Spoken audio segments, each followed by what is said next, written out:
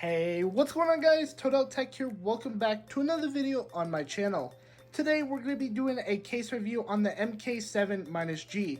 So this case is priced at $55. It's a micro ATX case and we're going to go ahead and review it. So guys, if you are new around here and you want to see more of this reviews, make sure to drop a like and subscribe if you're new to the channel. But anyways guys, let's get this thing opened. So getting right into it guys, let's go ahead and look at our top connectors. So we get a power button, a reset and LED switch along with two USB 3.0s, a headphone jack and a microphone jack.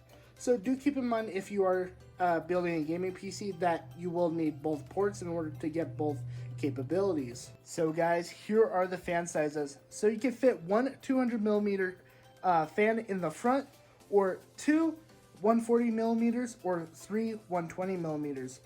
And for the top, you can fit either two 120 millimeters or two 140 millimeters. Along in the back, you can only fit one 120 millimeter or one 140 millimeter. So guys, let's go ahead and pop off this front connector and take a look on the inside.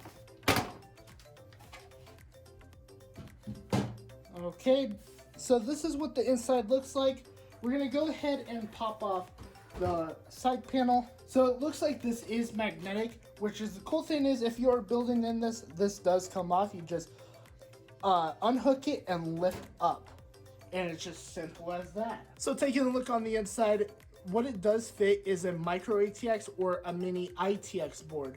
So you do have two options, but I would recommend doing the micro ATX because so it doesn't look so small in this case. So another cool thing is you could also vertical mount your GPU, which we're not going to be doing when we build in this. We're just going to perfectly normally mount it. So guys, we're going to pop off the back panel and see what the back side looks like.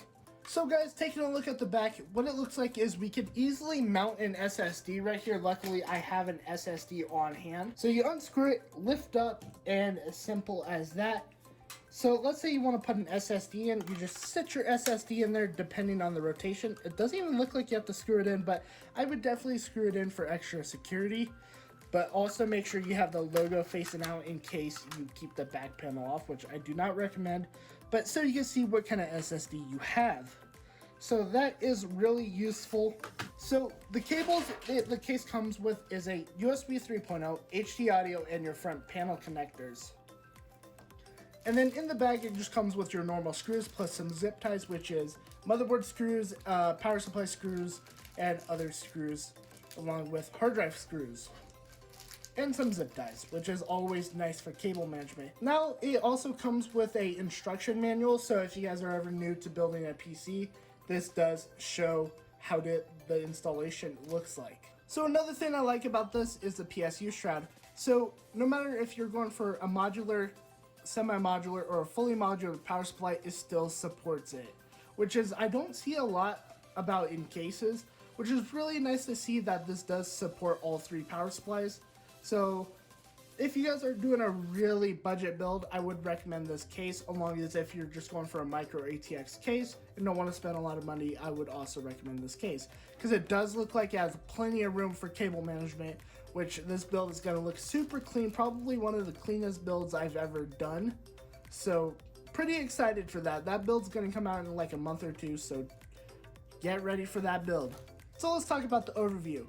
So one of the things I kind of have a problem with is the front. It kind of feels weak in the front, but I think that would be nice to improve on. This metal does kind of feel cheap in some areas, like the front especially, but throughout the exterior, it feels nice and strong, which is one thing I don't really see in these budget cases. So definitely that's a plus one, I guess.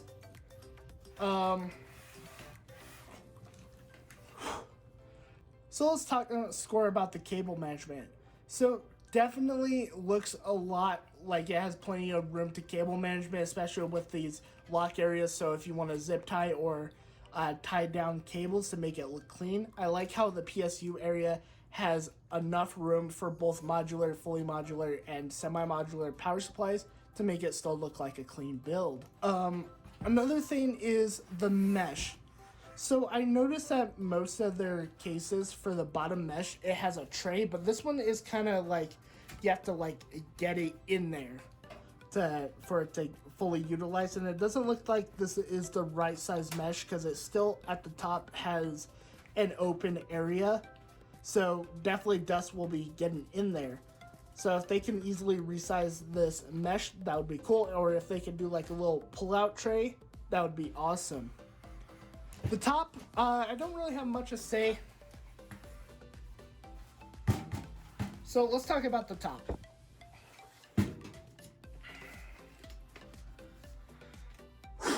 So let's talk about the top. So it does support a 240mm radiator. So if you're gonna water cool your CPU, definitely does support that. I do like how they spaced it out because a lot of cases don't space it out and it's just like hanging on to the edge right here. And I really don't like that. I like how they pushed it out. Definitely a plus.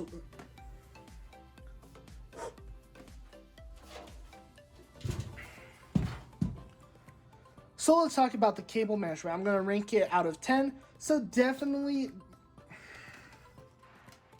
let's talk about the cable management. So the Psu Shroud, we're going to be starting off with that. I do really love how they have fully compatibility with both semi-modular, fully modular, and modular power supplies. So no matter what, you can still cable manage and keep the bulkiness of the excess cables out from the back. So it's not a big bulk when you're putting on your back plate. So definitely gonna rank that 9.5 out of 10, which is a really good scoring. Alrighty guys, so we're gonna go ahead and talk about the back and rate it out of 10. So starting off, I really like the SSD tray. The one problem I have is you have to screw the hard drive in. It doesn't come with anything compatible to just put the drive bay in one of those slide-in cases where you can lock it into the cage. That is a downside, but not really a big problem. Another thing is the Psu Shroud. I really love the Psu Shroud. So this is definitely one of the deal breakers for me. So this supports both fully modular, semi-modular, and modular power supplies. So no matter what, it does prevent you from keeping the cables up here and having a big bulk on the back. So you can easily make it look clean in the Psu Shroud. That is definitely a deal breaker. For the price point, because I don't even see this much for under $100 cases for this Psu Shroud. It's always so cramped in there. And this, it looks like a lot of area, which is definitely a deal breaker for me. Because with those $100 cases, that's where I mostly see it. But for the budget cases, it's like they always cram it together. So that is definitely earns a 9.5 out of 10. So let's talk about the top. So definitely fits a 240mm radiator with the fans. So you can easily water cool your AIO for this PC. Does not support fully water cooling, but if you're gonna liquid AIO your CPU, you can definitely do that. You can either put a 240 or a 120mm radiator right here, or the 240 on top.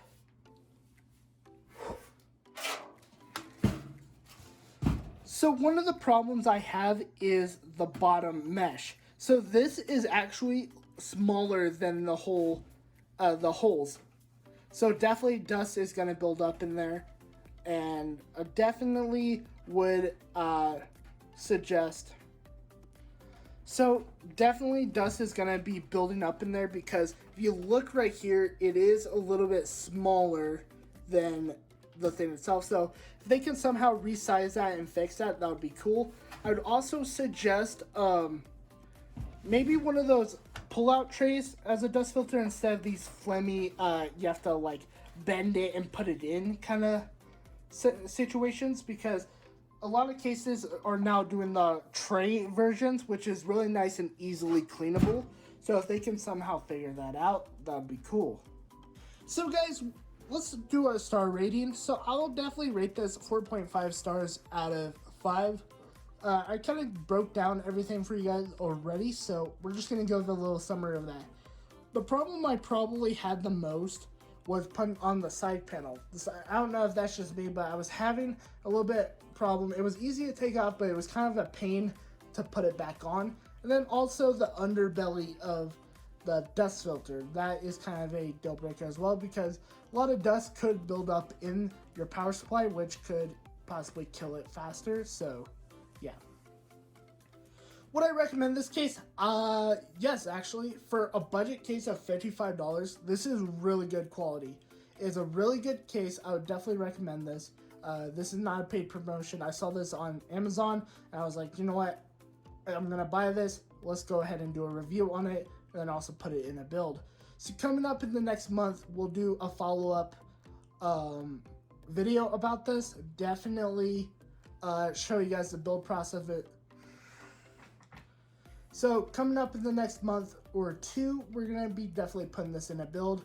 I bought this stuff early because why not? I don't know if this would go out of sell. And this was really catching my eye out of all the other budget cases. But anyways, guys, that's going to wrap up for this video. If you guys do want to see more guides like this, or... So anyways, guys, that's going to wrap up for this video. If you guys do enjoy at any point, make sure to drop a like. And if you guys do... But anyways, guys, that's going to wrap up for this video. If you guys did like this kind of content and liked this case review, make sure to drop a like. And if you're new around here and want to support the channel, go ahead and subscribe. Also, leave a comment if you guys do want me to review other cases, like budget cases or anything, because we're going to do a bunch of budget reviews. So, yeah, guys. But anyways, guys, I'll see you guys later. Have a nice day. Goodbye, folks. Peace.